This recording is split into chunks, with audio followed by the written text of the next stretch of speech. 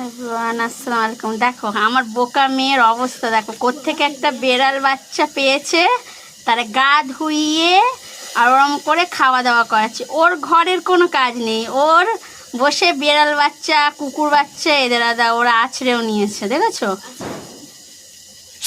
তোমাদের বাড়ি কি এরকম পাগল কোনো বাচ্চা কাচ্চা আছে যে এরকম করে, নিজের এসে গা ধোয়া না কিছু না?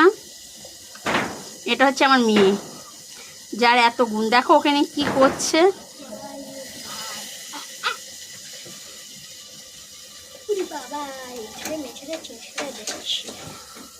দেখো ওর ছোট্ট বেড়ালের হাউস। আর এই যে হচ্ছে ওর ছোট্ট, তোর বেড়ালটাকে দেখা একটু ভালো করে দেখা, এর নাম কি বলো তো? কটকটি। ও আজকে এক্ষুনি কোত্থেকে এসছে ভিজে, ওকে গা ধুইয়ে দিয়েছে, দিয়ে এবার ওকে নিয়ে এসব করছে। বলো এসব কি ভালো?